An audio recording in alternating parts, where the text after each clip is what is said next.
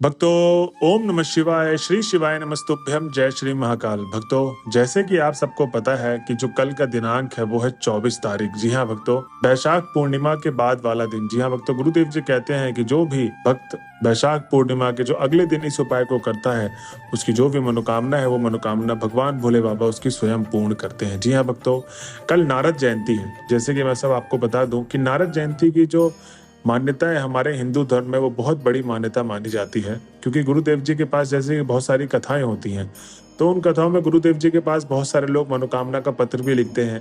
तो उसमें गुरुदेव जी से बहुत सारे लोग अपनी मनोकामना पूछते हैं और कहते हैं कि हे गुरुदेव, कृपया करके हमारे घर में जो बहुत ज़्यादा व्यक्ति बीमार रहता है, हमारे घर में धन की कमी रहती है, कर्जा से बहुत ज़्यादा समस्या रहती है हमारी, तो कृपया करके कोई हमें ऐसा उपाय बताइए जिसको करने मात्र से हमारी जो मनोकामना है वो पूर्ण हो जाए।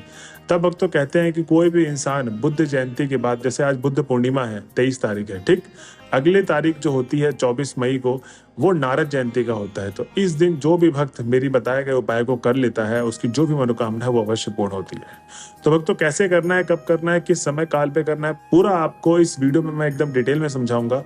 बस मेरी आपसे यही रिक्वेस्ट है, यही कामना है कि आप जो भी आज के इस वीडियो में सुनेंगे उपाय, उस उपाय को कृपया करके कहीं भी लिख लें।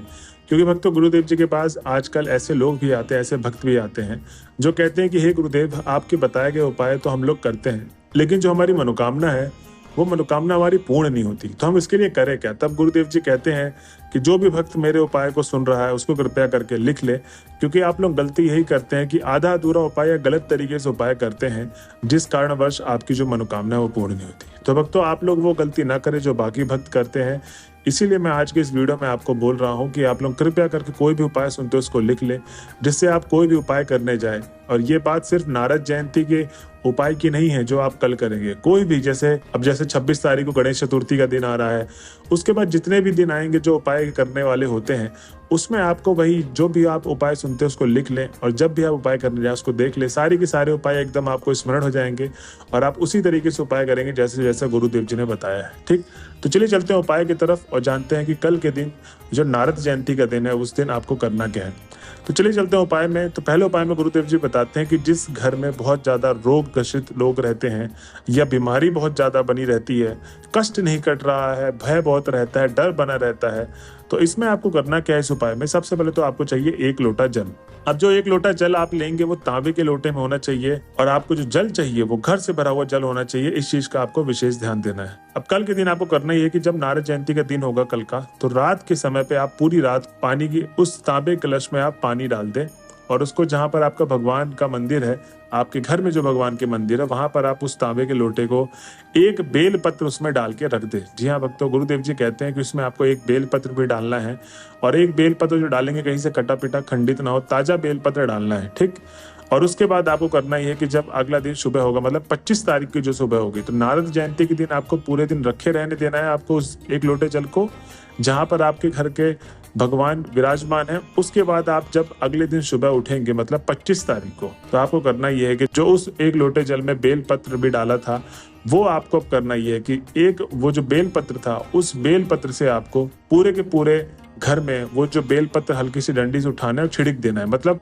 बेल पत्र के द्वारा आपको पूरे घर में पानी का छिड़काव करना है, जो उस तांबे के लोटे के जल में रखा हुआ था, पूरे रात भर के लिए नारद जयंती के दिन आपके घर के मंदिर के सामने। ठीक, ऐसे ही आपको करना है जैसे मैंने आपको बताया है। इसके बाद आपको करना ये है कि जो बाकी का जल बचेगा, आपको चले जाना है नीम के पेड़ के पास। कहाँ जाना है? नीम के पेड़ के पास। अब आपने घर के कोने कोने में तो जल छिड़क दिया, अब उसमें बाकी जल तो बचा ही होगा। अब जो बाकी जल बचा है तांबे के लोटे में, वो आपको सीधा चले जाना है नीम के पेड़ के पास 25 तारीख को, और आपको वो नीम के पेड़ के जड़ में पूरा का पूरा जल बेल पत्र के साथ आपको पूरा का पूरा जल समर्पित कर देना है। भक्तों, गुरुदेव जी कहते हैं कि जो भी भक्त मेरे बताए गए उपाय को नारद जयंती के दिन इस तरीके से करता है, और फिर 25 तारीख को मैंने बताया कि कहाँ पर डालना है आपको वो जल, घर में छिड़काव करके बेल पत्र के द्वारा, और उसके बाद आपको नीम के पेड़ में उसके जड़ में अर्पित कर देना है। तो भक्तों, जो भी कोई भक्त इस तरीके से उपाय करता है, उसकी जो भी मनोकामना है, रोग से, बीमारी से, कष्ट से, भय बहुत रहता है, डर लगा रहता है, ये सारे के सारे जितने भी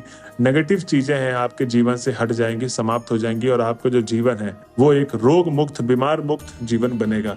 तो भक्तों ये है सबसे पहला वाला उपाय जिसमें गुरुदेव जी बताते हैं कि नारद जयंती के दिन आपको ये पहला उपाय करना है जिसके घर में बहुत ज्यादा रोगी, बीमारी, कष्ट बना रहता है। तो भक्तों ये था पहला उपाय। अब हम चलते हैं अगले उपाय की तरफ। इसमें गुरुदेव जी बताते हैं कि आपको इस दिन करना क्या है कि पीपल के पेड़ में एक कच्चा सूत बांधना है। किस दिन करना है? नारद जयंती के दिन 24 तारीख को सुबह 8 बजे के आसपास करना है इस उपाय को। तो क्या करना है आपको? पीपल के पेड़ में आपको कच्चा सूत बांधना है। कितनी बार? 8 बार।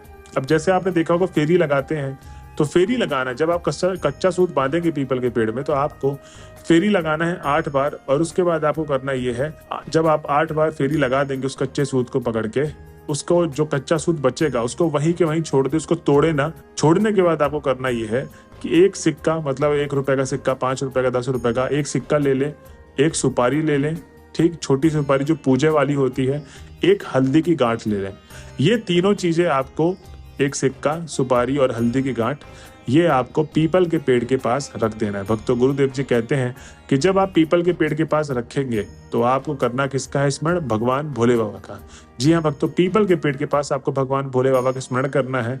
और आपको अब करना यह है कि जब आपने 8 बार फेरी लगा ली और वो तीनों सामग्री पीपल के पेड़ के जड़ के पास रख दिया, तो आपको भगवान भोले बाबा का स्मरण करते करते सबसे पहले तो आपकी जो भी मनोकामना है, आपको धन से रिलेटेड, कर्जा से रिलेटेड, जैसी भी मनोकामना है, धन आता है टिकता नहीं है, कर्जा बहुत ज्यादा बढ़ गया है, और आपके घर का जो व्यक्ति है, किसी को दुकान खोलना है, किसी को नया बिजनेस स्टार्ट करना है, उसके लिए पैसे की जरूरत है उसको।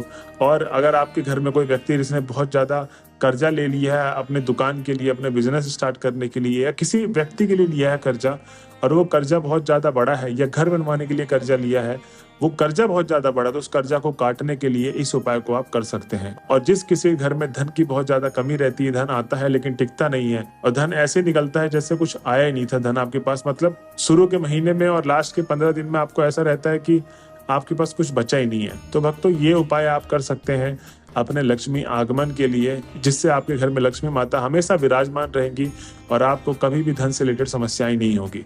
तो भक्तों ये था दूसरा उपाय जिसमें गुरुदेव जी बताते हैं कि जो भी व्यक्ति नारद जयंती के दिन ये 8 फेरी वाला उपाय कर लेता है और 3 जिसमें से एक सिक्का, एक सुपारी और एक हल्दी गांठ रख देता है पीपल के पेड़ के पास, उसकी जो भी मनोकामना है, जैसी मनोकामना है, उसकी मनोकामना अवश्य पूर्ण होती है।